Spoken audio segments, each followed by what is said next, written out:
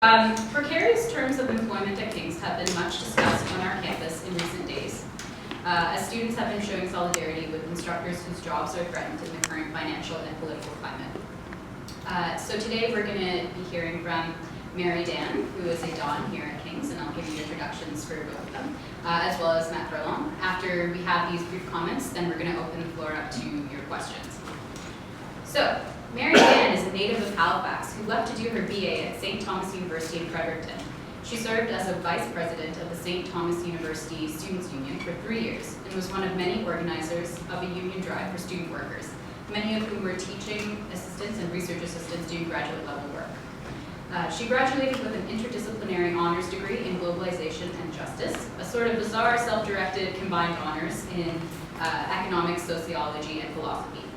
In 2014, she graduated with an MPhil in Economic and Social History from the University of Oxford and took up a short-term contract position as the research officer of the Canadian Centre for Policy Alternatives Nova Scotia office.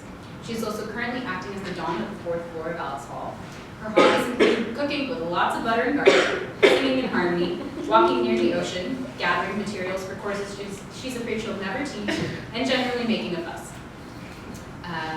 Matt Furlong came to King's from St. John's, Newfoundland in 1998 for foundation year and graduated in 2003 with a BA honors in Contemporary Studies and Philosophy. He received his MA in Philosophy from Concordia University in 2006 and his PhD in Philosophy from the University of Guelph in 2011. Matt returned to King's to teach BIP in 2010 and co-founded the University of King's College Teachers Association that same year. The following year, he began teaching in CSP, became the Don of Radical Bay with his cat Banjo, acting as assistant Don, and served as UKCTA chief negotiator for our first round of collective bargaining. In his last year of teaching, Matt was elected UKCTA president and Banjo and Matt took over North Pole Bay. In 2013, Matt went to work as communications officer at the Association of Nova Scotia University Teachers. Matt enjoys red wine, raucous laughter, punk rock, rap music, Michel Foucault, Simone Weil, and causing trouble. So, thank you to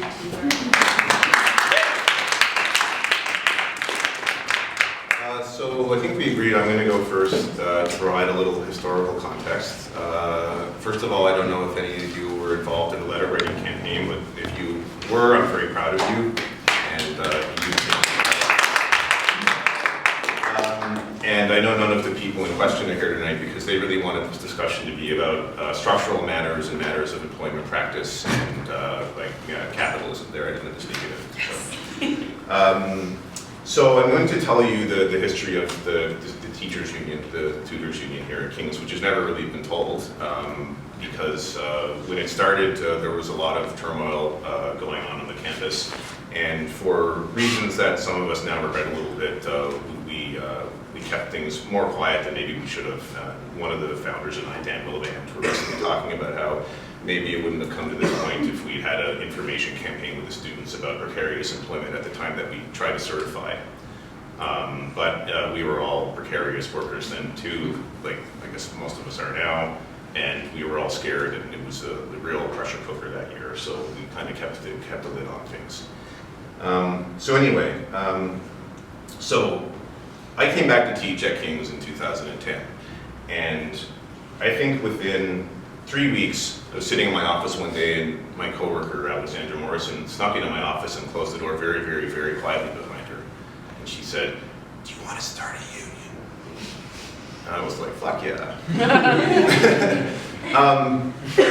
Not because I really am in the unions that much. To be honest, I'm actually not that much because I'm far too Marxist for that.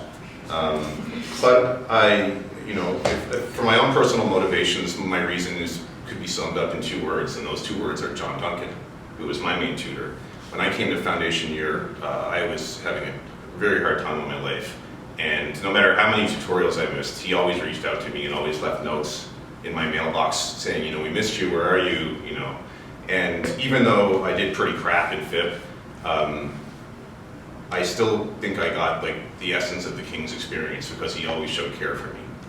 And when I came back and taught and saw what kind of working conditions the teaching fellows were subjected to, I was like, I don't want this to go on for anyone else. I thought about John, and I'm like, I had this, Well, the basic point, aside from personal motivations, is that precarious unemployment is not fit for human life. And that's why we formed it. And in doing so, the school tried to prevent us from unionizing, and we fought it at the labor board. And they spent $50,000 of your money trying to prevent us from unionizing. And you know how much money they spent on us getting salary bumps? None. Because we did a little thing called the redistribution of wealth. Because the senior teaching fellow position at that time made about $20,000 more than the teaching fellow. So we took $10,000 from that and reallocated it amongst the teaching fellows so they could have something a little bit closer to the bottom end of the cost of living. So just keep that in mind. The school spent more on trying to keep us from making our work less precarious than it did giving us more money, making us less precarious. So,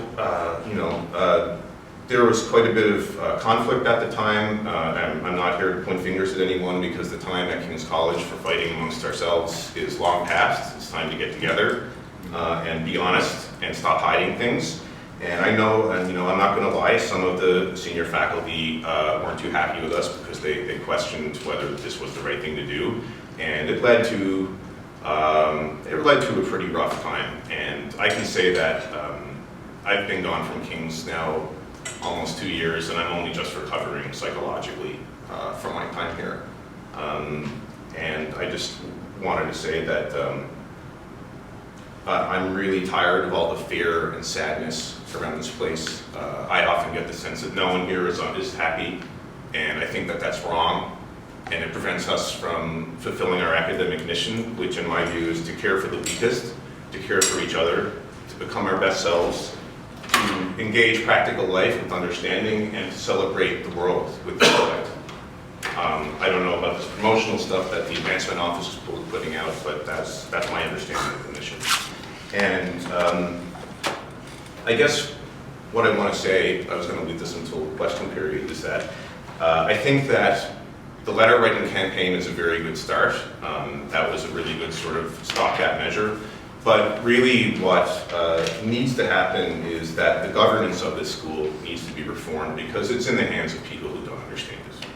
Those things that I said that in my view comprise the mission of the school are not understood at the level of the Board of Governors, and I'm not confident that they're capable of comprehending it, and I'm pretty confident that they're not capable of comprehending it. So what I would like to propose, and before we get into the real conceptual breakdown of precarious work, is that we organize a more formal event in January, like a panel in the boardroom to discuss these matters. And, one second while I drink. I'd also, in the meantime, like to assign you a little bit of homework. First of all, I would like you to go home over the break and talk to your families about these matters.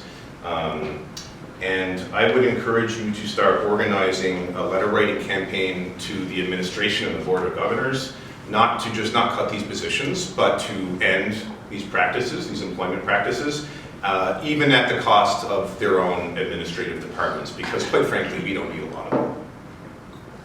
And we're in a position right now where the administration is trying to preserve its own departments, even at the expense of the academic mission of the school, which to me is absurd and unacceptable.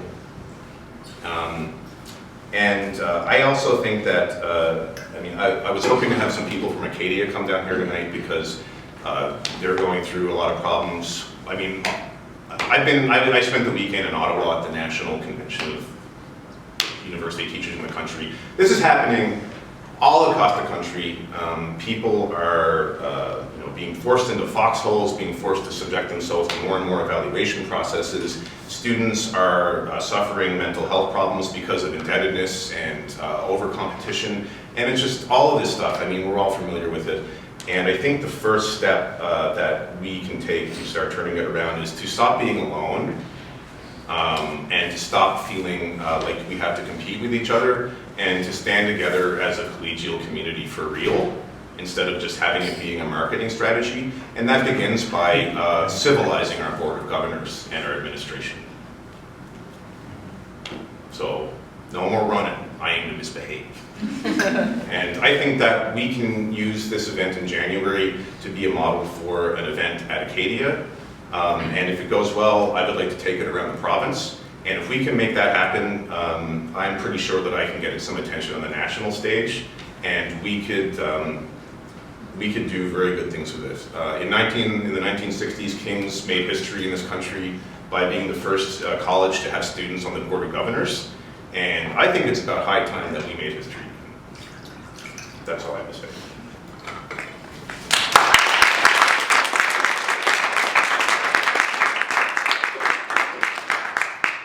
Thank you, Matt. So I ask you to keep any questions you have in mind for in the end after Mary Dan has also spoken. Thanks, Matt, and thanks so much, Matt. That was, I think, really important for folks in this room to get a sense of what it's like to be on the inside of that struggle in a way that might be different from our experience as students in the room, how they sort of confront these issues. You don't always get to hear your tutors talking about what life in the university is like for them. It can be kind of a taboo subject. You know, you were saying that you didn't find out about what it was like for your tutor until you were a tutor yourself, and these are the walls, like you said, that we really need to break down.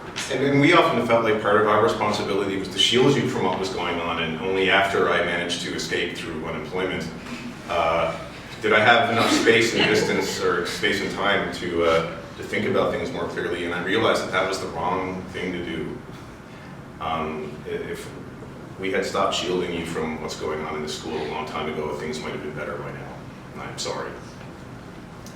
Well, we're here now, right? And where we stand right now, I think this particular historical moment that we are in right now is important to examine. I mean, as Matthew said, these kinds of employment practices at King's are not happening in a vacuum, right? And it's not just that they're just happening at other universities just because university administrations feel like it. They're happening within a very particular political vacuum, or not vacuum, context, rather. They're not in a vacuum. And I'm just wondering, you know, are folks sort of familiar with what I'm talking about here in terms of what post-secondary education funding in Canada has looked like over the course of the last 25 years, give or take? Yeah. No. Oh yeah, it's gone. Whoa. Do you want to do that again? Okay. What's this movement? Yeah, down. Great. So this is important, right? This is really important. The fact that we have increasing reliance on precarious labor inside of the academy, that more than ever at universities across the country, not just across our country, in the United States, in the United Kingdom, we are relying on precarious workers to do almost the majority, in many cases more than the majority, of the teaching work of the university, right? And the political context here is really important because this wouldn't have necessarily happened had we not, you know, had the majority of the federal funding that was allocated to post-secondary education cut and then reduced, cut almost overnight in the 1990s when we had Martin balancing the budget, but certainly decreasing in the provinces since then. So I think that that's a really important part of this conversation as well. So not only are we not alone as students and professors inside of our colleges, and we're not alone as students and professors at universities inside of a province, but across the country, there's, you know, this has a national importance, so it's important to think about that. So, you know, given that national context, I think if we reflect on our own particular experiences and how precarious labor affects us, we can start to imagine new ways of governance of the university and pedagogy inside of the university, new ways of being students and professors and people who make the university run every day, who do the work of the university. And you know, that doesn't just include students and professors. It includes the people who clean the residences and who work in the meal halls, who we don't necessarily always think of as an integral part of the university, but you know, they are. So just a little bit about where I'm coming from. I just withdrew from a PhD program. There were lots of reasons for that, but one of them was that I felt like I was staring down the barrel of a gun, knowing what the system looks like right now. So knowing what we are going into, the current system of labor where you have people graduating from PhD programs needing to get postdocs, people finishing their postdocs and trying to find employment, there's no way to make a life out of the scraps that we're being offered.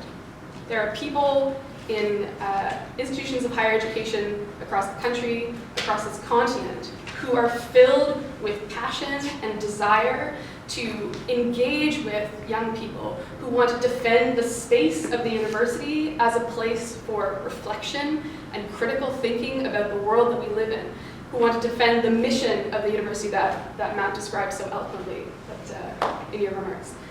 But it's very difficult for people at this juncture to say, yeah, I'm going to invest in that.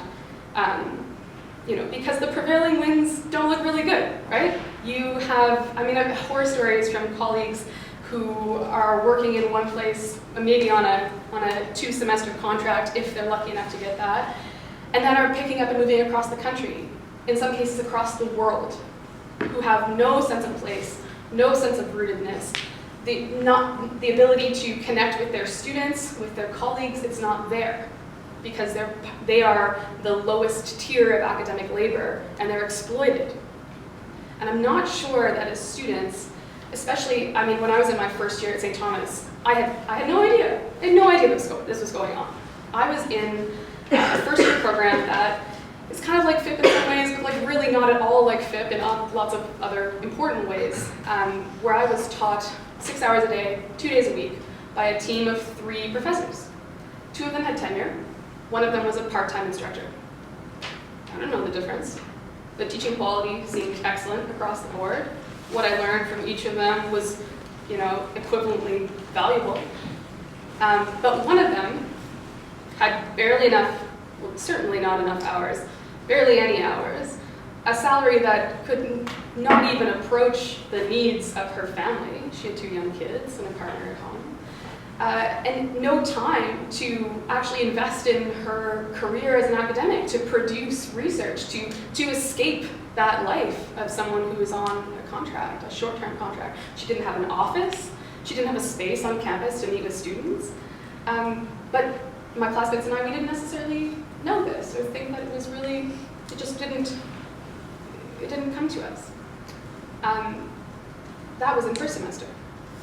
When I was at St. Thomas my first year in 2007, the administration of the university was in contract negotiations with the faculty union, which at that time did not include part-time faculty members. And the administration, at the end of December, locked the faculty out of their offices and out of their email accounts. We were out of class for 40 days. About 3 weeks into the strikeout, it was a lockout and then a strike, my students' union came out publicly in the media on the side of the administration.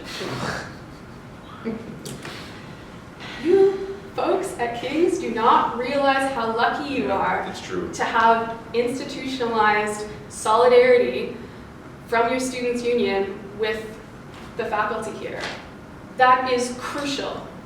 I was the vice president of the students' union for 3 years. I would have had to run posters off for this event in secret. So you're already ahead of the game. But what are we doing here to work with that?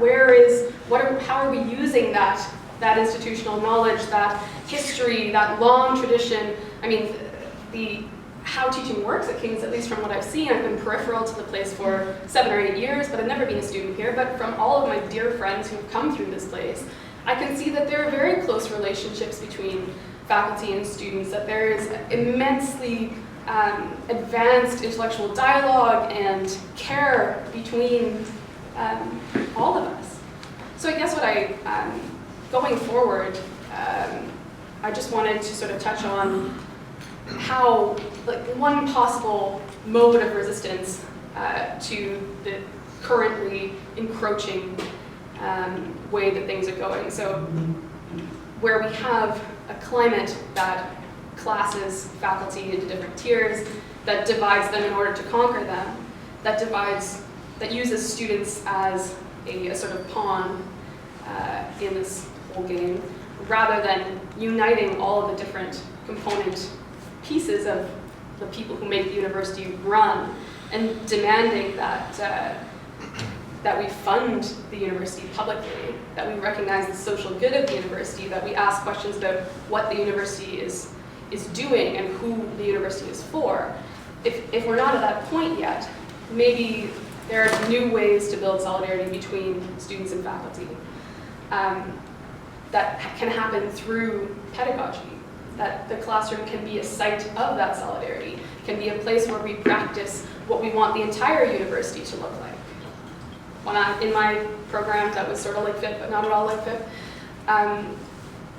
what we had were lines of solidarity between students who were responsible for evaluating each other's work, between faculty across part-time and tenured instructors who worked together to build a course together, who knew each other's personal struggles and who would support each other in those different avenues of their lives.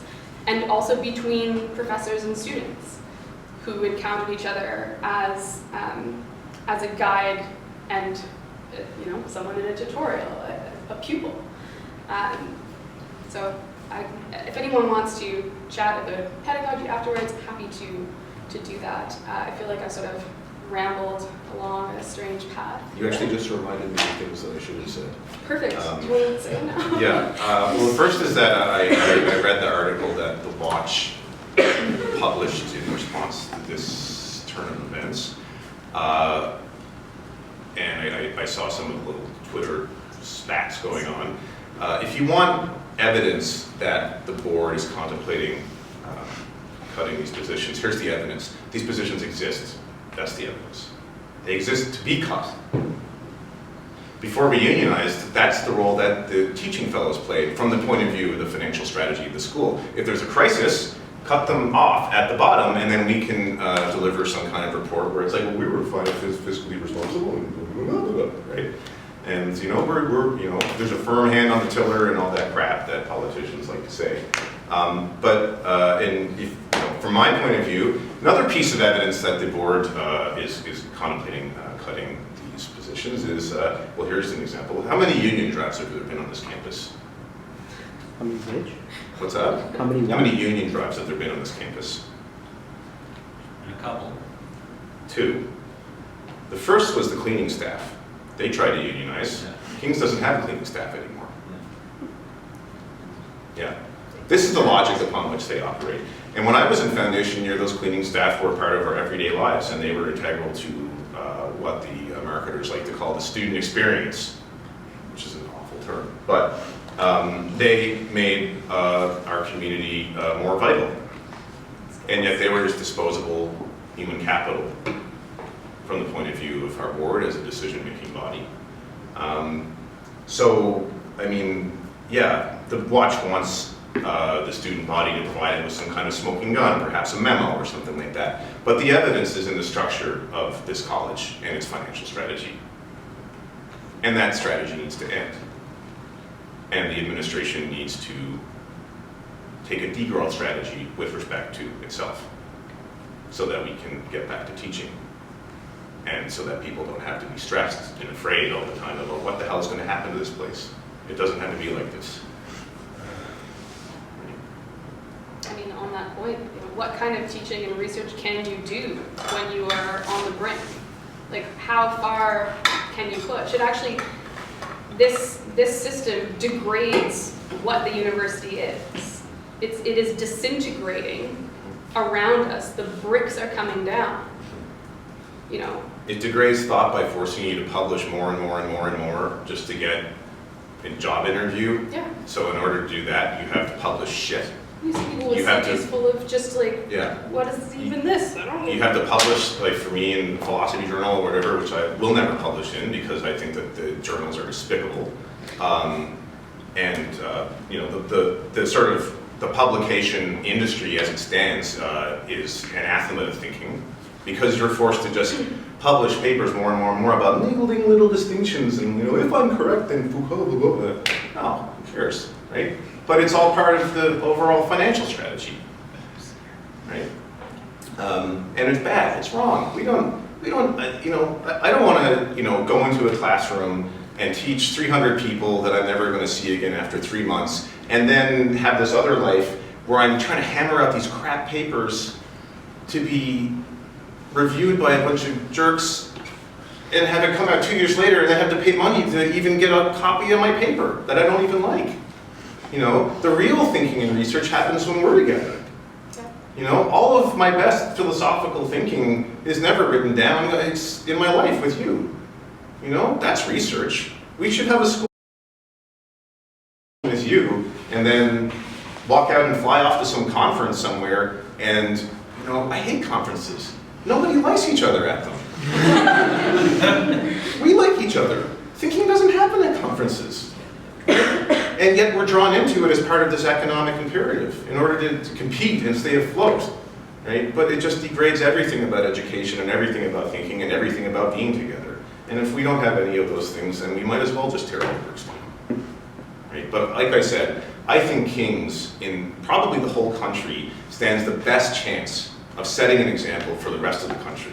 And I believe in you. I believe in King's. And I think we can turn a corner on this shit.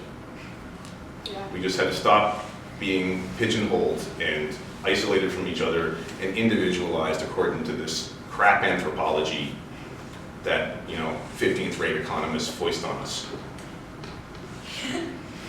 Who's down with that? Maybe questions? Okay, all right. What do you think?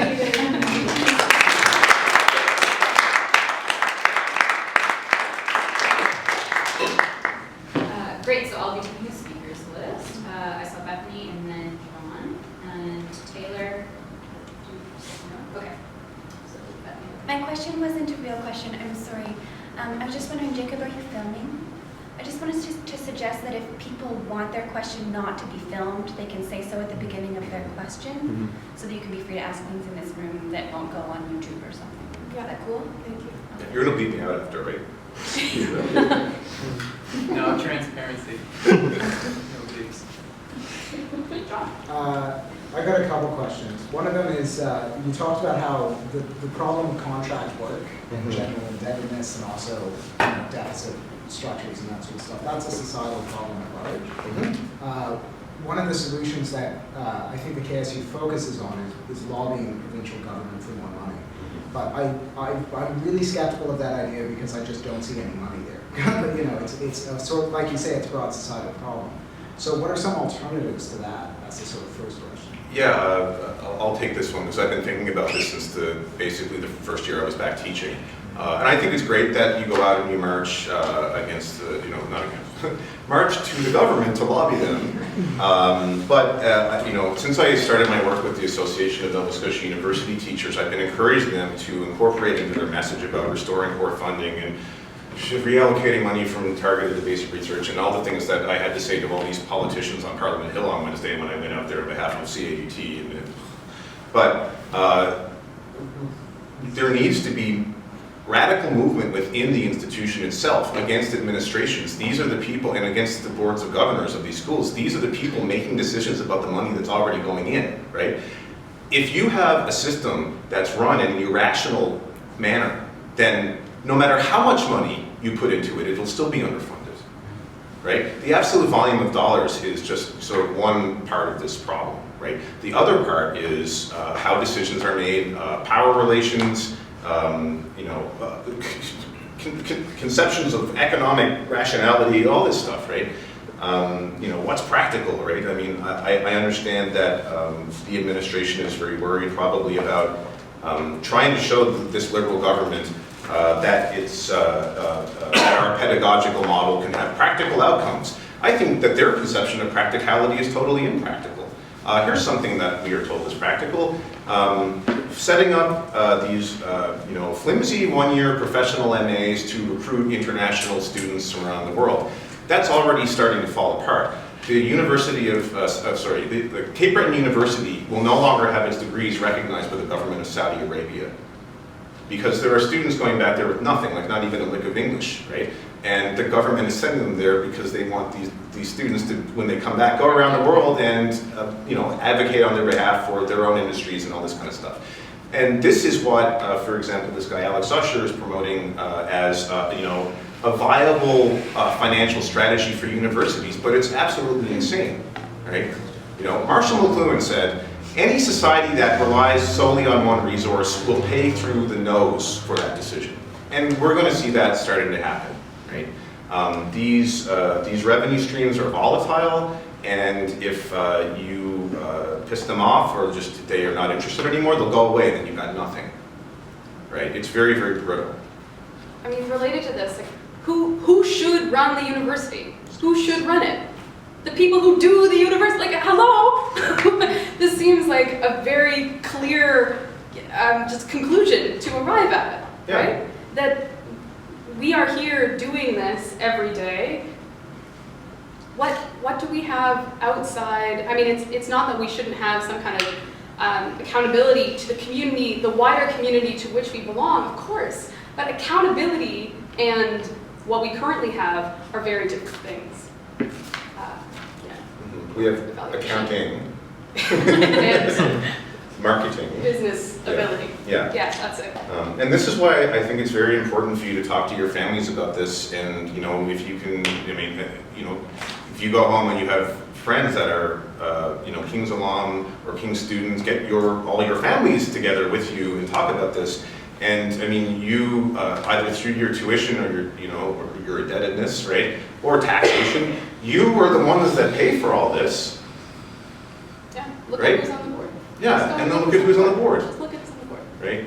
I understand there was an effort to have open board meetings here that didn't go off too well, and there was quite a lot of panic that went around because of that. Yeah, they should be panicked. I heard that, you know, the response was, you know, there were members of the board that might not want to continue being on the board if the meetings were open. Good. Bye-bye. Good. Get out. We But don't if need we're you. relying on them for donations, Yeah. then of course that's the decision. So, I mean, this is another thing that we need to take responsibility for. We need to be creative about our financial model and, you know, take an active hand in promoting alternative revenue, sources of revenue, right? Do we really want to, you know, have a SOBI room or a SOBI building or a SOBIs in the basement? I mean, if they had an MSLC, maybe that would be all right. Cancel the bus hour. Yeah. Go to Sobeys. Yeah, I don't know. Are there any other questions? Taylor. Several. Yeah, so I don't really know where to start because I have so many questions, but I guess I'm curious about, like, to begin with, like, I guess I'm curious about kind of the question of, like, student, faculty, and staff psychic energy. You know, we have recently just had our administration ask students to be unhired recruits of the school. This is one of the large suggestions in this financial task force, is asking all of us to be unpaid recruits. Which, in many ways, you know, King's is an institution run off word of mouth, but by no means should we be, our administration should be asking us to do this, especially from a top-down kind of angle. But I guess the problem is when I look at the advocism that happens within this school, it is commonly a lot of the same people that are in this room right now. It is, I believe that it's very, very hard to ask many people to extend their psychic energy, if that's an appropriate term, to make these demands. Now, I think that this can be stretched. People can be, you know, part of coming to school is getting your capacity stretched to a point. But at the same time, part of coming to school is going to school, which is going to be something that you hear from students, administration, and the faculty. So I'm just thinking, like, you know, I had an active part in this letter writing campaign, and one of the reasons that we did it when we did it was because it just was so obvious that people were going to be pissed off about, like, you know, hearing this kind of potential news that, like, it was, you know, it was gunpowder, you know, that it was going to take people and grab them to do this and take effect. But I'm thinking, like, in January, you know, how do you keep people engaged? How do you allow, and I've been rambling for way too long, but how do you, I'm just trying to figure out how to put this into a concise question. How do you unite the community to both, through love and rage, you know, ask for, like, conclusive change in the school's governance when everyone else is when like the faculty, as you say, are writing papers, doing their jobs, trying to take care of the kids at home, when we are taking 5 courses, part of the student union, et cetera, et cetera, et cetera. Like, it's just like, where do we fit it in? No, that's a great question, and I'll just speak to this first if you want to say anything after. Right, like there are some ways in which that's a bit circular, right?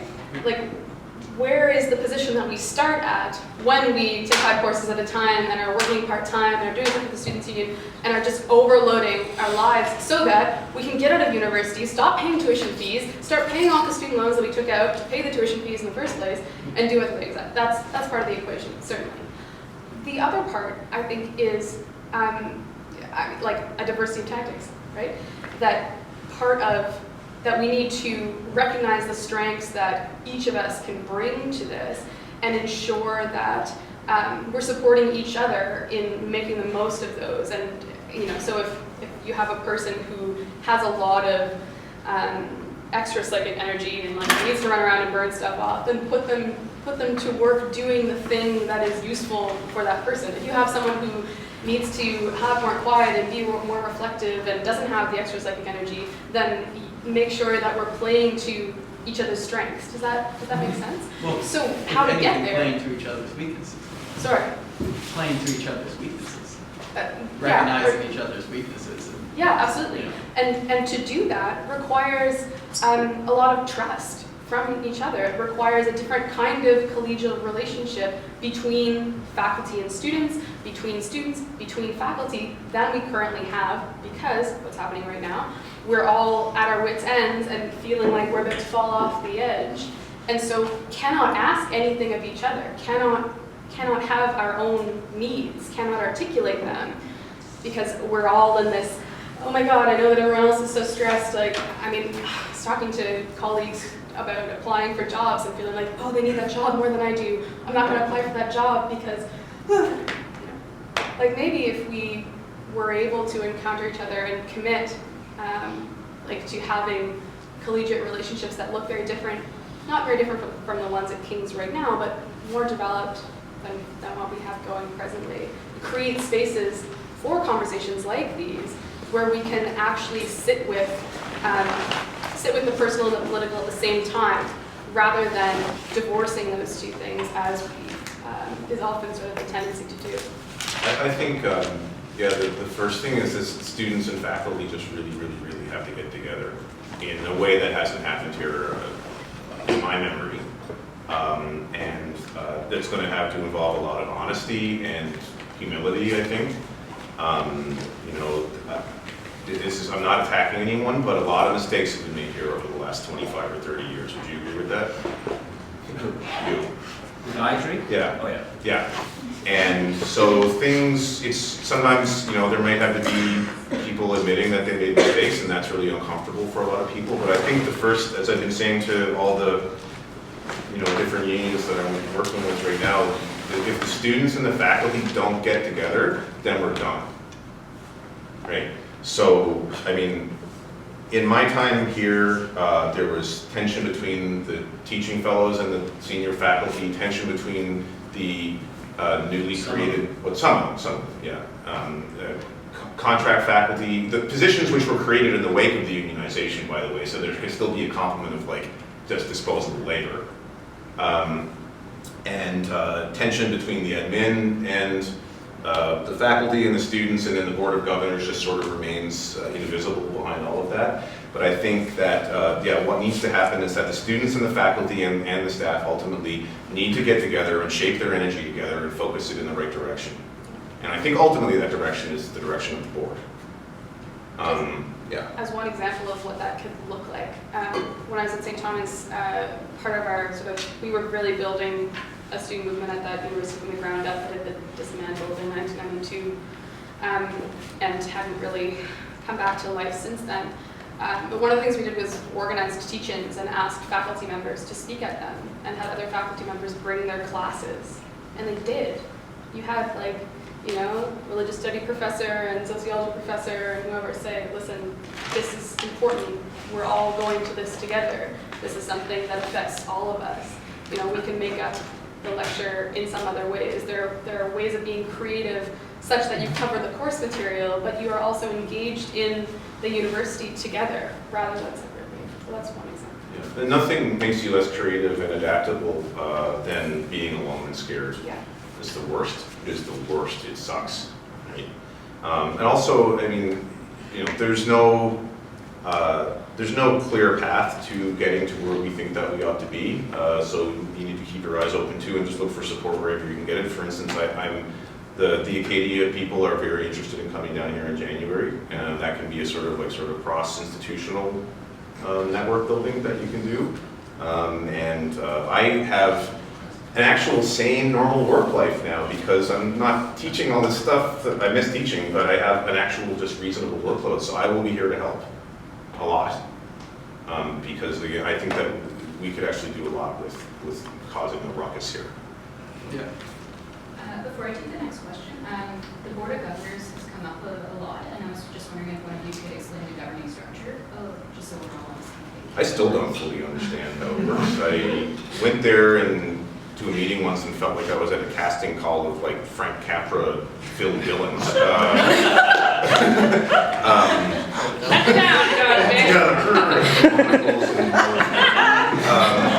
See, this already is good, right? When was the last time that a group of people sat in a room in this college and laughed about the top layer of the teachers and students, like, and dons, and when has that ever happened? You know what I mean? Instead of just being like, what's going on up there? What's going on in the next room? Right? I mean, this is already better, is it not? Right? So that's good. Everything like this is good. And then, no, I can't explain to you how it works. How about the composition of the board? Can you explain that? Okay, I can. I think with that one, Yeah. Okay, you I can. can. The board, if you want more information, go on to, I believe it's on the King's website, the section about people. Yeah. Then go to the administration, and then under that is something called Board of Governors. The board is made up of everyone that theoretically has some kind of stake in the university. A lot of people that aren't able to make it to King's often, except for the couple times a year that they come into the boardroom to meet. It's about 33 people, and it's composed of faculty. There are 4 faculty members. There are 3 student members. There are no staff, because their needs are currently represented by the administration. The university's president, for example, sits on the board. Some other senior administrators sit on the board but don't have a vote. So say the person that runs the advancement office here doesn't have a vote, but does come into the meetings. The registrar doesn't have a vote, but does come into the meetings. Then there are a slew of alumni. There are a slew of dioceses, and for Wikipedia that word, because that took me a while to understand. And then there are a slew of just co-opted members. And the co-opted members have the most fun bios because they've got all sorts of boards on their resumes and all sorts of money to go alongside that. And that kind of rounds it out. It doesn't seem like that complicated, but there are a lot of members and personalities within that. So 7 out of 33. The Chancellor, I've sat on the board since March. I've yet to see the Chancellor at a meeting. They have a vote. and I guess I just wanted to clarify that the president answers to the board, as well as the first chair. Okay, so we have a question from the gentleman. My name's Eric. I'm a professor temporarily at Acadia. I'm one of the contingent faculty there. I could tell you some horror stories. I'm not going to. I wanted to just make a couple of points. First has to do with funding. It's true that there's been overall a tendency to cut terrifically, particularly from operating budgets. It's not true, however, that there hasn't been an expansion to the amount of money being delivered to universities for specific purposes. And it's also the case that universities have been playing fast and loose with how they allocate money as well.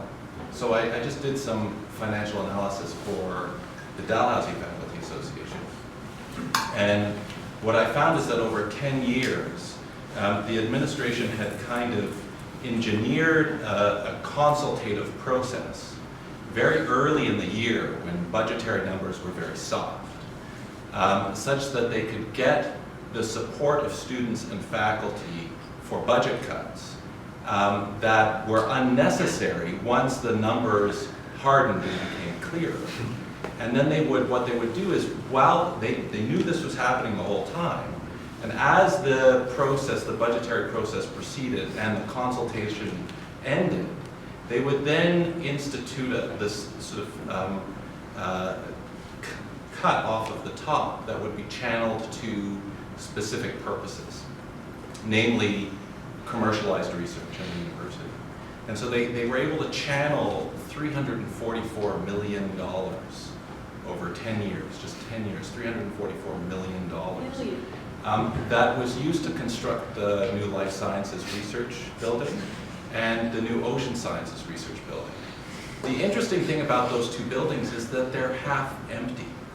And I'm not making this up. One of the reasons why they're half empty is the equipment in the old Ocean Sciences Building, for example, is effectively, the building has been built around it, so it's kind of grandfathered in, and they can't afford to outfit the new building with the necessary equipment.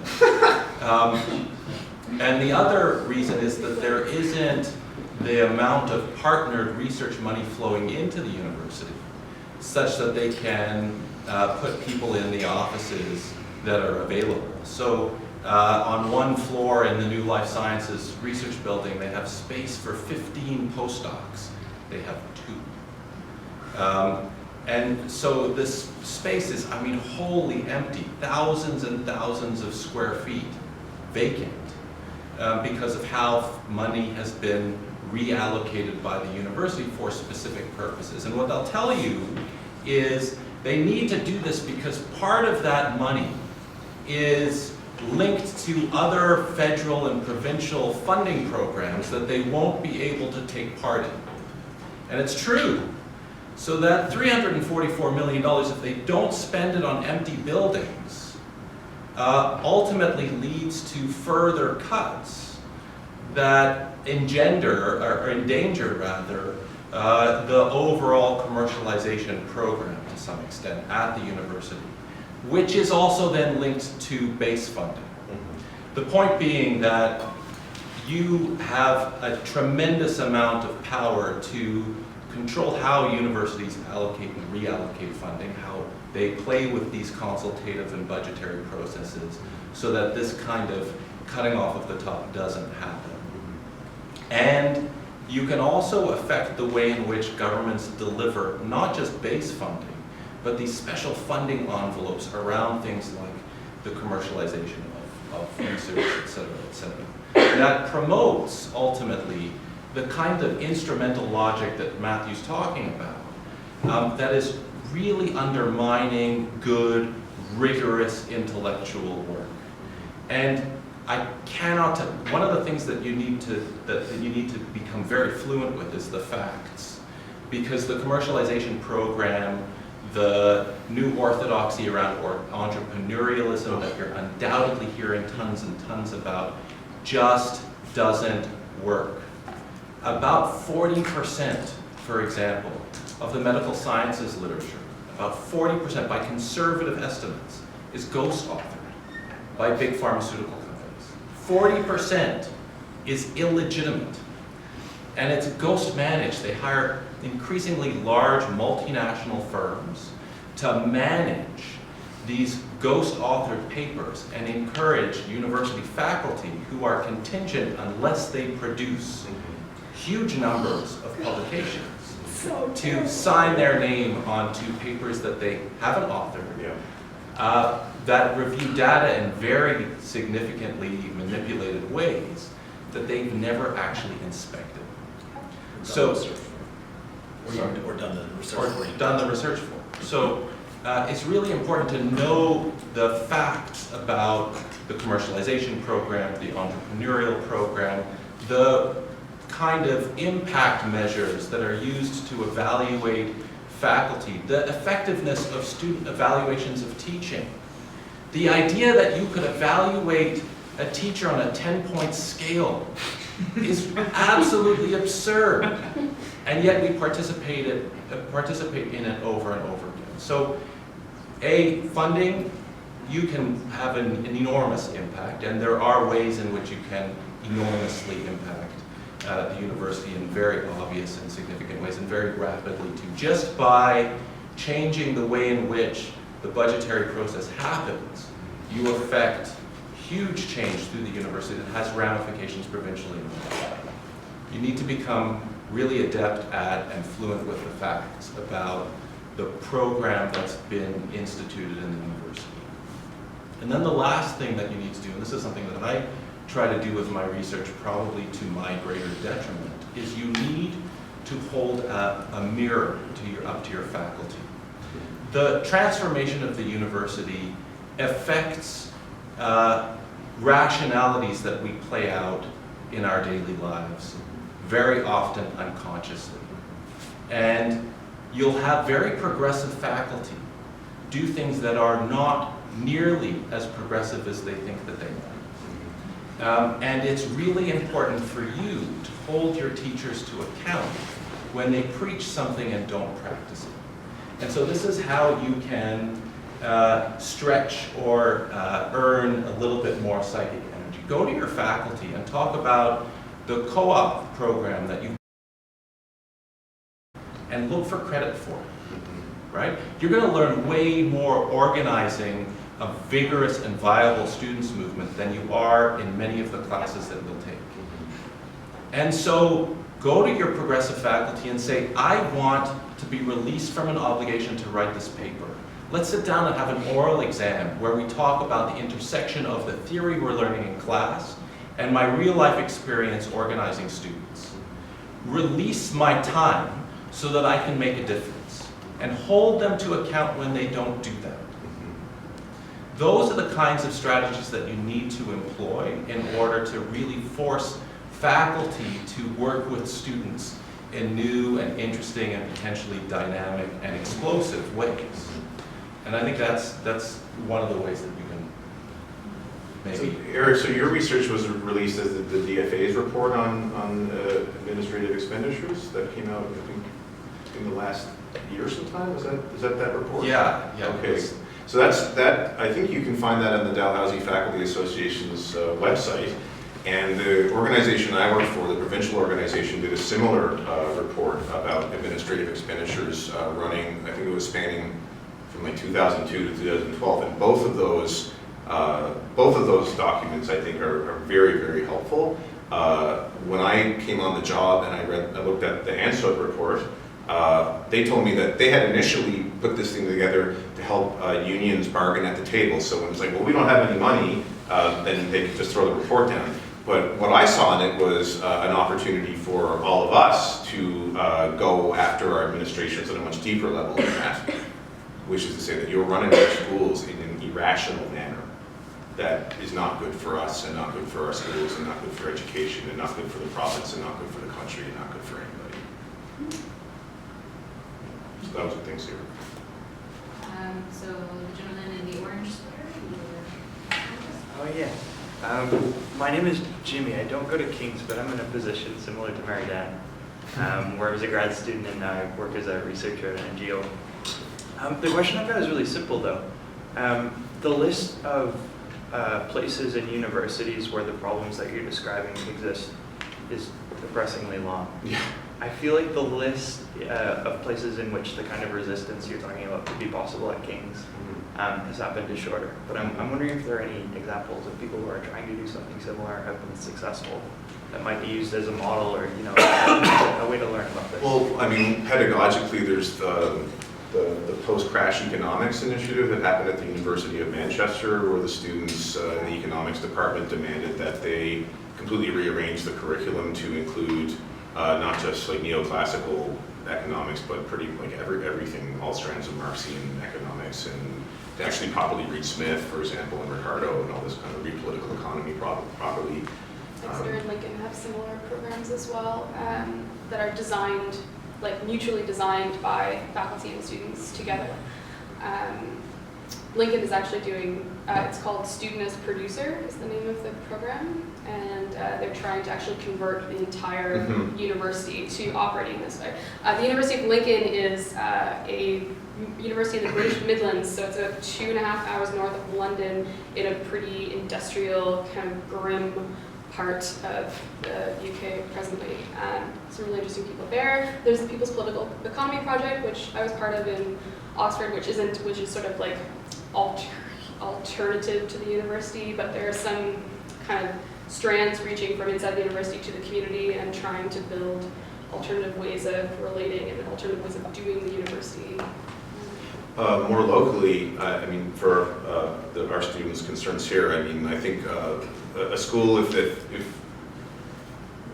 we did, or what we're proposing here, and linked up with NASCAD, I think that could be dynamite.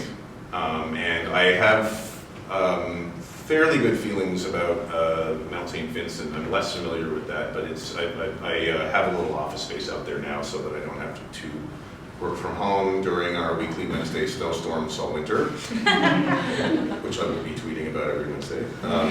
It's Wednesday, it's always Wednesday. But I think the Mount, I get a good vibe from them. Michaela, would you agree with that? So I think, so that's 3 out of what, how many universities are there? I should know that, I wrote it up initially. Yeah. So, that's not insignificant, that the 3 in the city, I think could get together and make some noise. Thank you. Next on the list is Bill. Yeah, Matt, you spoke about the bogusness of like the publishing grinding system and then conferences and all that. And then Mary Dan, you talked about the function of the university and its responsibilities to the community outside. But I'm afraid, due to my education, perhaps, but maybe I just haven't done enough research, this is the only way to conceive university that I've ever experienced, that I know about. 5 classes a week, you go there if you want to get a job in something better than janitorial services, and then you can choose not to if you want to, and then go to art school or whatever. But that's literally all I know. So what else could a university be? I'm not interested in the how quite yet, but just what is sort of a vision I can keep in mind. Well, it's funny you should mention this, but I'm actually working on something right now that if I can give it some legs, I would like to offer to the school that would completely reinvent how we think about research, so that there's no more of this running off to hostile conferences and publishing in paper and journals that you'll never read. But I would like to see, I'd like to drop the term research and just go back to scholarship, but have shared faculty-student scholarship together that could be used to go out into the community. This crap that we've been living with since around, as long as I can remember, that the whole point of this is to think about fancy stuff so that we can go down to the senior common room and talk like Oxford intellectuals or whatever. That's really unfortunate, and it's rather recent, and we don't need to get into that. Full well that the value of our thinking can't be charted by publication records, right? It's really about how we transform our comportment in the world and toward one another. Right? But yeah, we have student-teacher colloquia and all sorts of stuff. Do we reduce the emphasis on getting a job with a BA? That's part of a bigger problem. I think that the whole credential inflation thing is just a financial strategy by corporations, basically. So that's part of a bigger fight that our children and their children will probably still be caught up in.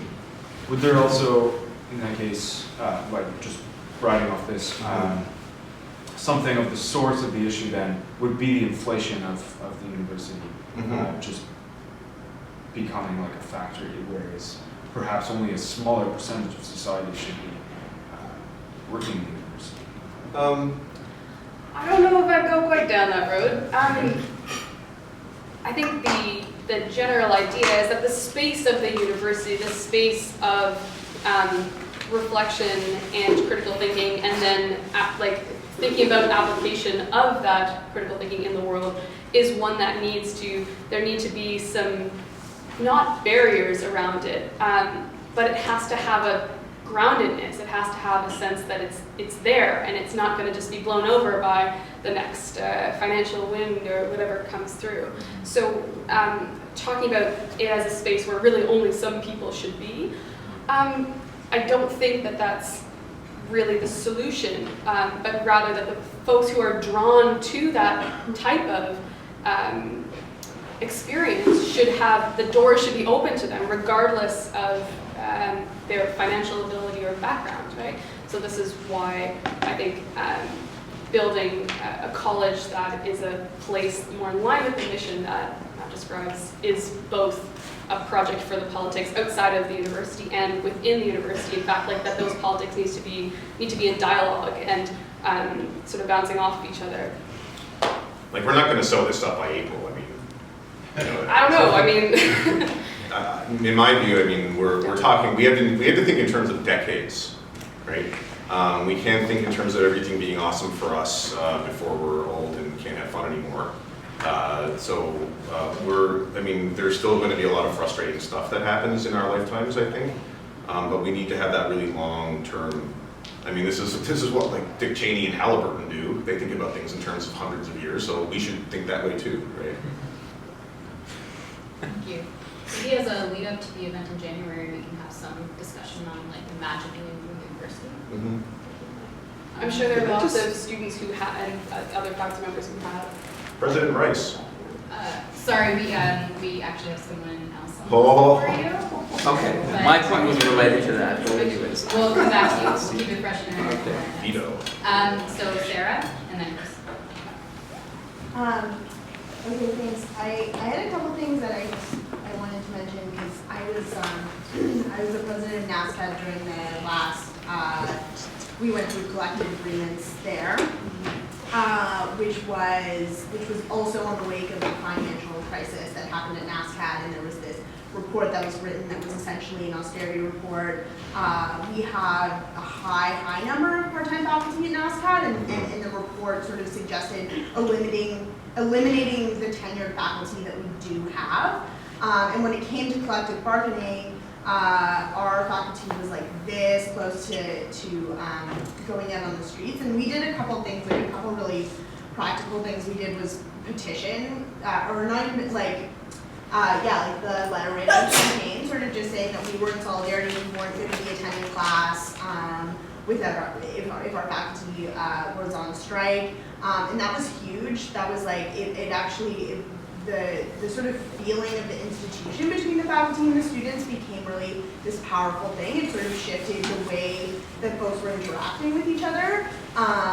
And hearing back too for the faculty that looked like they were coming out of war, being in those collective agreements where they were like in this hotel for like 17 hours or something, like we were saying. We're saying that they were getting reports that students were rallying in solidarity, and that like kept them, going. Yeah. And they ended up, after we signed over 100, like 200-300 petitions or letters, and sent them to the president, they settled because we had this, whatever bureaucrat, part-time president who had never seen anything like it. So I think that's a really like radical, beautiful thing. And it's totally possible. I really like the idea of working across campuses because I think often our administrations don't expect it. They want to be able to play us off of each other. And I think that having the student union as like a united voice and standing behind that where we hold a line of solidarity and we talk about it. And I also just wanted to say the idea of going to your faculty and talking to them about that stuff and changing that. I mean, honestly, that's how I got through university. Was I became politicized. I started doing work with my student union, and I was talking to my faculty and doing projects that like supported the work that I was doing in the classroom. So you need to help. I mean, as students, you need to help the faculty be able to get into a tussle with the admin. Yeah, exactly. Right? They'll be much stronger, whether it's the senior faculty or the tutors or the contract teachers. They'll be way stronger and be able to deliver a way harder punch if all the students are behind them. And I'm pretty sure that the students feel a lot better about the teachers than they do about the administrators. Yeah, the last thing I just want to say is that that's the thing I realized, like, the students are the only people that can't get fired. Yeah. You know, there's no there's no repercussions Mhm. and strategizing with faculty in that way is so good, because you're like, what do you want to say? If you can say anything, what would you want to say? I can say it, they can't fire me. Yeah, and just to go back to Taylor's point earlier, I mean, the more people that are involved, the less the workload is, right? So just by bringing the students and faculty together, you've already cut the workload down a lot. And just by being together, like, it's healthy, right? This psychology, the psychology that is concomitant to this economic formation or political economic formation we're in, it's unhealthy for people. It's bad. We all know it. If you're surviving it, like, maybe there's actually something not good with you. Yeah, there might be something wrong there. You might be like Gordon Gekko or something like that. And nobody wants to be like Gordon Gekko, who's worth hanging out with. So, yeah, but just being together is already going to make things better, right? Great, just so we're a little bit time conscious, we have about 15 minutes left. I mean, we can voluntarily stay longer, I imagine, but yeah. So I have Chris, then Annika, Gabe, and then Dr. Stewart. Barring someone who has not spoken yet, we'll go back to Eric and then Taylor. So let's, oh, look, That's I'm okay. not, After.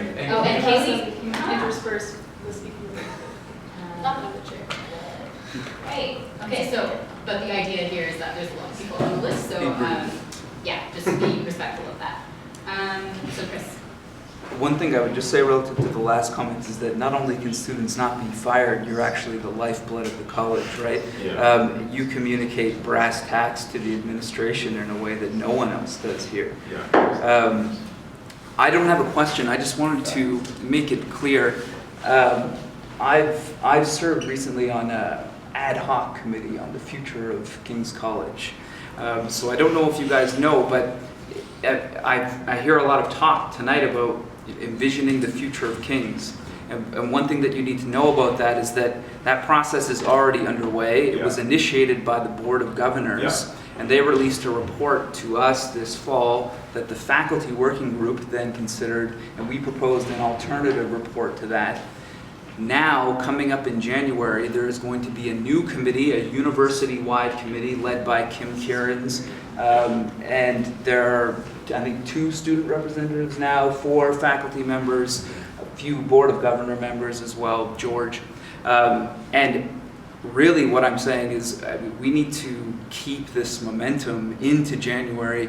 You guys need to absolutely be involved in that process because they're thinking through these things institutionally, and you need to hold them to account, right? So that is definitely one channel. I don't think it's the only channel by any means. People need to organize collectively on their own terms, but you need to know that that's going on and that this process is happening in the background, and that's one way in which you can engage. I mean, if it's done right, if the faculty and students get together in the right way, then this could be the first moment of a new governance model for this college. But only if they get Only if you get together in the right way, right? So a lot of walls have to come down, and there's got to, like I said, there's got to be a lot of honesty. I believe in you guys.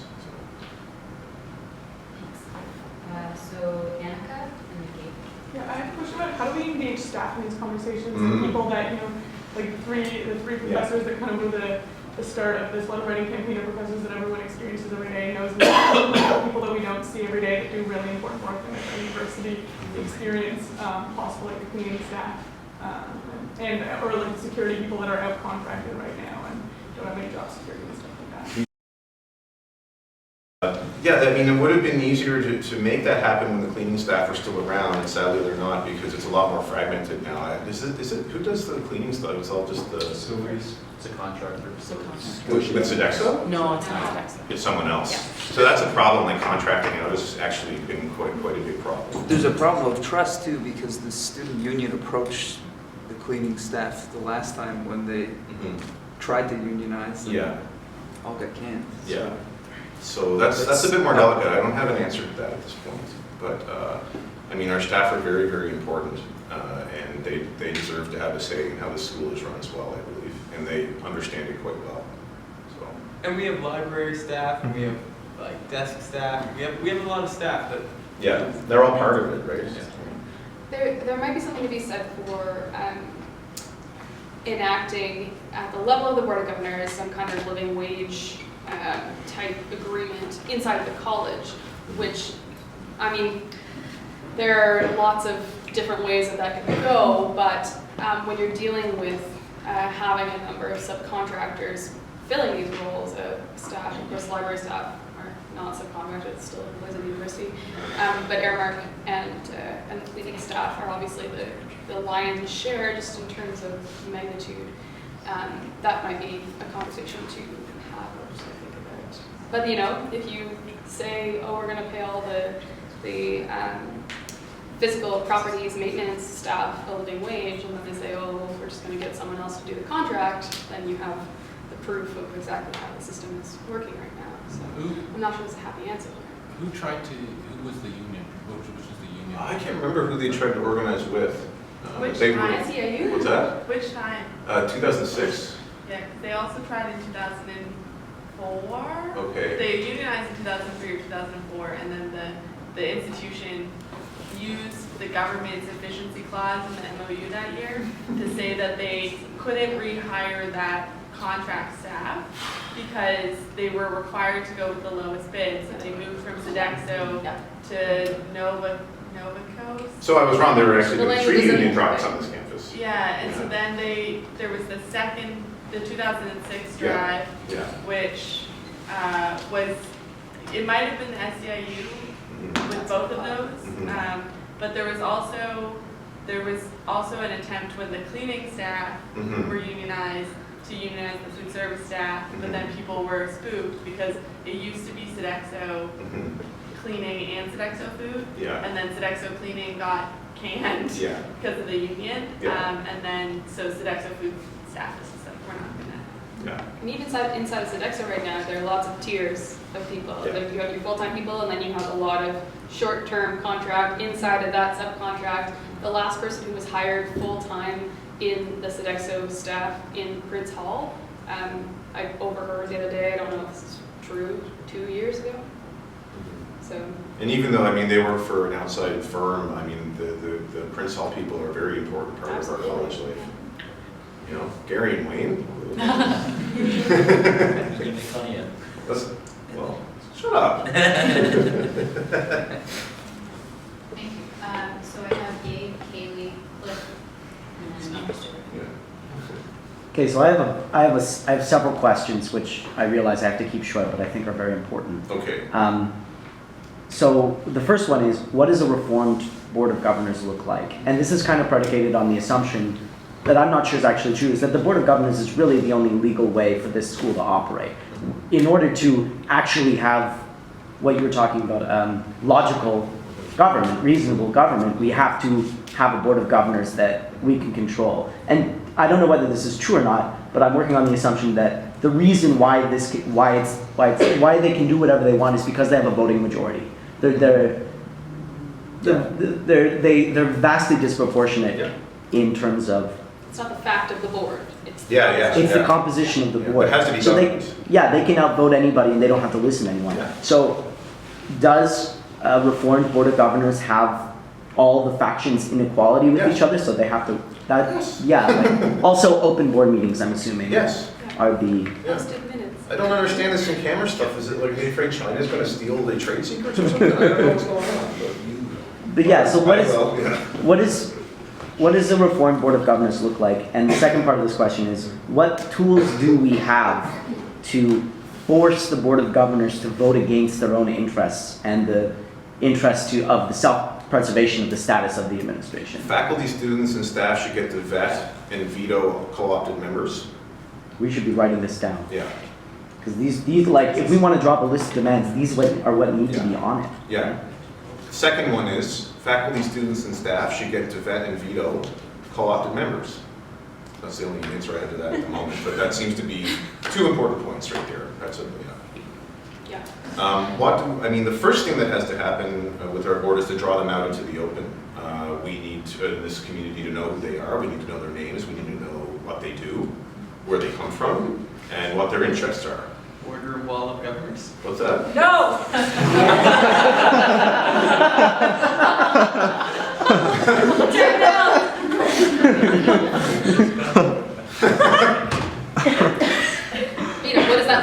have to engage with the community, what is the format in which they have to engage with the Yeah. community? You know, why aren't they all obligated to come to some kind of student meet and Yeah. greet where you can go and ask them questions and hold them to account? You know, that would be one really easy, that doesn't actually challenge the structure of the board at all, but one. Yeah, way to like, do we it. think this is a dicey strategy for us, why don't you?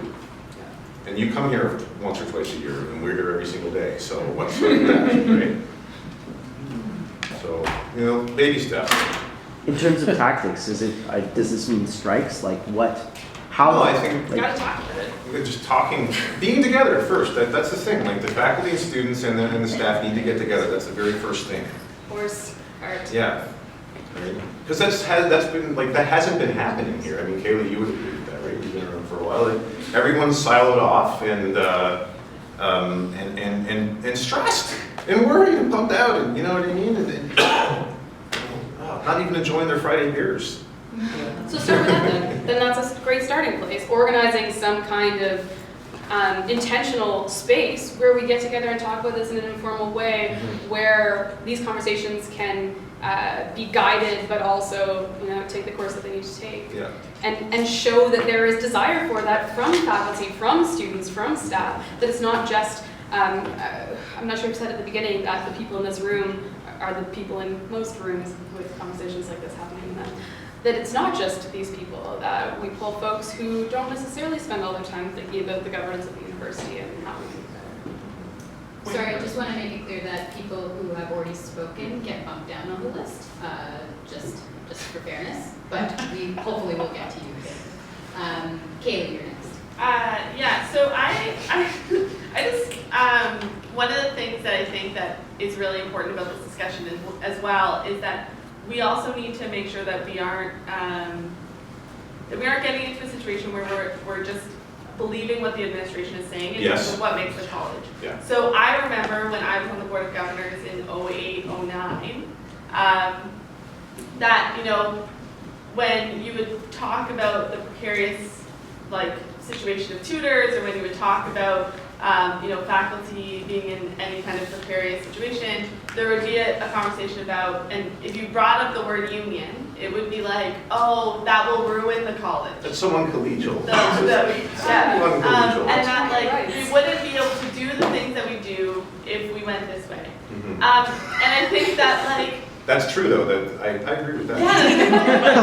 Yeah. There were many of my classmates who felt that actually, you know, we were like that, oh yeah, like we wouldn't have the same relationship with our faculty if they were unionized, that we wouldn't, and it's not up to the students to decide whether or not people on campus, workers on campus want to unionize, it's up to those workers. Yeah. But the thing is that it created this like situation where, oh yeah, like this is actually not necessary. And at the time, like, you know, I look back and it was also a shitty time, but it was like the government was giving us more money. It was like Christmas every day. We like. Was this you know, under the Rodney McDonald MOU? Yeah, and there was. Yeah, it was. Everything was great. There was lots of fiddling. It was a fun time. It was. Ron McDonald was a fiddle playing gym teacher. He was the premier. That's what we did. He took time off to tour with friends. So I think that it's also important for us to remember that, you know, the university is the students and the faculty, Yes. and that the more and more the university tries to bring in people to from, you know, outside, we've seen what the impact is. Yeah. And I think the points about who's on the board of governors and that kind of thing, the reality is like most of these people, having been on the board of governors, like they are half asleep at half the meetings, Yeah. and anything that, you know, when I was on the board, the president was Bill Barker. Bill Barker bought a house. Yeah. Illegally bought a house with like other people in the officers' positions, and the board was like, you shouldn't have bought the house, but again, you know, I have money to get the operating grant, right? Congratulations. But then 2 weeks later, at another board meeting, when Bill brought another house to buy and was like, we should buy this other house, there were board members who thought we should buy another house. And it was like, and I was there, and I don't know, I was 20 maybe, and I was like, where am I? Yeah. Like alternative universe am I in, where we just were like, we shouldn't have bought that house, and now, and like I was on the board when we converted the house into offices, Yeah. and then we got completely complaints from the neighbors, and then an alumni came up over and was like, oh yeah, there's always been an unspoken agreement forever that the university will never cross Coburg Road. And you're like, Yes. okay, cool. So then they converted it back into a house. Well, it and- wasn't zoned for offices. right? yeah, Yeah. totally. But they said, they were like, it's not zoned, but we think if we're quiet, we can still have offices. You're a university. Like, If we just buy all the houses around this house, well, then all our problems that's exactly what's in conversation. You're making a joke, but that's the conversation. Because when the second house came up for sale, someone in a like off the record conversation said, I hear that the third house pretty is soon. coming for sale. And then we would have enough land to make a building. We'll take Cliff's question, but it is 8:30, so this will be our last one, unless people just want to stick around. Dr. Schmidt, did you want to go first, or go ahead? No. I guess kind of a simple one in light of all the great questions that have been asked, but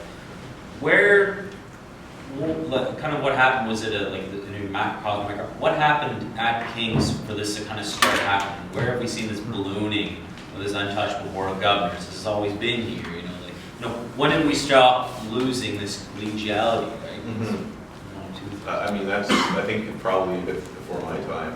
I think, I don't know. I don't think we ever had it. You don't think so? That's a very plausible sounding answer, given my experience. Yeah. And this is a sense in which the political context matters here, right? The question of collegiality is not separate from the question of funding for post-secondary education. It's easier to have collegiality when tuition fees are lower, when faculty aren't worried about losing their jobs every year, when you have more full-time tenured faculty who are here in the long term, who know each other, who participate and care about each other's research, when you have in-house staff doing everything. But in the current economic climate, it's much more difficult. Universities are being asked to look internally to deal with political decisions that were made in the 1990s, to deal with capitalism. Universities are being asked to dismantle the university because of our economic system. That's my answer. And everyone's being asked to take the hit except administrations. Yeah. Yeah. So everyone except those people. And I guess because the solution is recruitment, right? Yeah. The solution is to bring more in. Growth, It's to, growth, and it's the same. control I mean, growth. I'm getting all agitated now because I'm thinking about economics. But what we see here is the application of a paradigm that is a market paradigm to an institution that does not thrive in that paradigm. They are incongruous. They don't make any sense together. But the idea is to expand, right? Expand or die, compete or die. So you have the president talking about an executive MBA or executive FIP or what, I don't know what that is. Bringing in anything to bring in more students, more international students. Not that international students shouldn't be welcome, but they're being used as cash cows. Yes. If this is the way to save the institution, rather than looking at what it is, what it does, what it's for, and dedicating and committing ourselves to it, it's not going to fly. And if I can share a piece from the Long-Term Financial Strategy Task Force report that was sent out. Like just an example that this is how things are going. There's the committee the task force made a number of recommendations, and one of them, recommendation J, on page 18, if you're wondering, is to help strengthen student enrollment messaging. That's the reason we need to do this, to help strengthen student enrollment messaging. King's should take steps to provide more and better student financial support, bursaries and scholarships, and more responsive health services. Just for messaging, though. But only for messaging purposes. Why? I mean, if that's what's driving things, then everything solid melts into air. Yeah, totally. And rather than action, because we care about each other. So. Yeah. If I could just say like one thing basically to the audience, and I think people who are here are convinced, but if you ever talk to any students that are here at King's who might have some doubts about whether or not to do something, let me tell you, you can think that you can I'm just gonna duck my head, get my degree, get out. That was kind of a bumpy time, but that's kind of sad, but I'm gonna get on with my life. That isn't what these guys are talking about. That is life. That's what's going on everywhere and anywhere, and you're not going to escape it. Yeah. And at some point, you're gonna have to face it. So you might as well face it here, in the place that, you We know. love you. And I know in my heart what this school can do if it becomes healthy for this city, this province, this country, and everyone who comes into contact with it. And all of us who matriculated swore an oath to uphold this college for the rest of our lives. And I'll do it or die trying.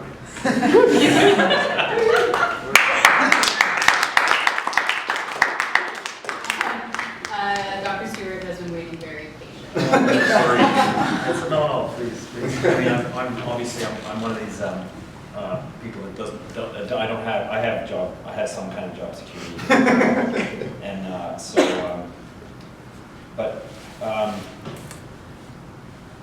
yeah, the university has done a lot wrong, and I just want to say that, and I'm speaking only for myself here, so I'm not speaking for any one of my colleagues. I want that to be very clear. My sense is that that faculty who are, what was your phrase, senior faculty? Yeah. You know, I mean, none of us are permanent faculty. King's is not unionized. The faculty is not unionized. Yeah. So all our jobs are. Yeah, that's a big problem. But my intuition, speaking for myself about my colleagues, so I'm speaking for myself, my intuition about my colleagues, everyone understand what I'm saying, I'm not speaking for my colleagues, is that we, no, camera can be on, because I'm speaking for myself, is that, you know, education is a very simple thing, ultimately. It's made to seem complicated, but it's fairly simple, right? And at King's, it's even more simple, because there's a kind of thing we do well here, which is to read great books together and to think about shit. Not shit. Oh God, that's getting cool. Together, right? That's what we do. That's what, you know, and of course there's a level of a hierarchy in the sense of I mean, you don't come to us because we're your buddies. You come to us because we're highly trained people that cost a lot to train. The state spent a lot of money on us, and so we get paid a salary that's more than all kinds of other kinds of professions. In humanities at King's, where those of us with tenure positions are still at the bottom end of the professorial ladder because we're not teaching in other areas. But you know, nobody's complaining. Let's be clear. But this thing that happens between us that is so magical at King's, in which those of us who've been around here and those of us who are new know and immediately realize and cherish and try to cultivate, which is this education in the liberal arts and in the humanities, which is largely a conversation. This thing is, that's it. I mean, to pick up on what Cliff said, I mean, the quality of what happens in our classroom, you've said this already, that's it. Everything else is subservient to that. Everything.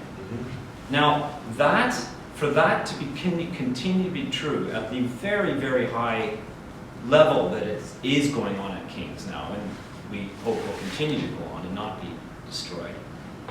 For that to happen, this is a very precarious thing, yeah. Right? And there are tremendous external forces that threaten it, right? And so my own view is that the best thing we can do, and I know I'm going to sound like an egghead for saying this and impractical, but it's the opposite. The best thing we can do is to continue to focus on what actually we're about. And to do that, all of us, faculty and students, respectively, and faculty and students together, faculty together, we have a lot to do with faculty to strengthen our community, so that we are not divided, either from ourselves or from our students, with whom our closest allegiance lies. Absolutely. Not just because you pay tuition, but because what we're doing is a conversation between us. That nothing else matters in this institution. Now, why that's so important is because not only are there tremendous forces outside the college, but inside the college wanting to divide and conquer, students against faculty, when faculty salaries are posted, and what's that about? But to some extent, trying to pit people against each other. But also, there are tough decisions that the student body has to make, right? Because there is a cash crunch. It's not going to come. The government's not going to bail us out. So there are tremendous goodwill forces within the college saying King's has to upgrade its residents so they can compete with all the rich residences, right? Because King's students won't come to King's unless you have Holiday Inn style residences. That's what some people's perceptions are, right? Or you won't come to King's unless you have state-of-the-art athletic facilities. Or you won't come to King's unless you say jump to maintenance and maintenance says how high to replace a light bulb, right?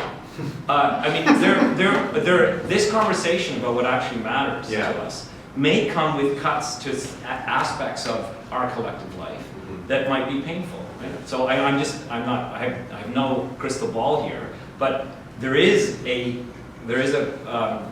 tough decisions that we have to make about, and I think that my colleagues and I would rather make that in conversation with our students principally than with anything else. But there are tremendously complex and dangerous and destructive forces outside the university working against us. And so, but I can certainly speak for myself in saying that we feel very privileged to be teaching the students that we do, and it's a very good life that we have, and we need to celebrate it and to continue to live it as long as we can. That's it. Thank you. So we're now quite a bit over the time we were supposed to be done, but no, that was good to hear. I just want to give anyone who does need to leave like a minute or two to depart. If you want to stick around. Before you go, I just have one thing to say. To help with your imaginations when you're thinking about alternative governance models, I cannot recommend this book highly enough. It's called Democracy at Work. It's by the economist Richard Wolff. The subtitle is Cure for Capitalism, and it is absolutely fantastic, and it's only about 150 pages long, and they're small pages, and he's so clear that it almost hurts your eyes to read it. But just get a hold of this book, and it will make your mind blow up. Thank you to our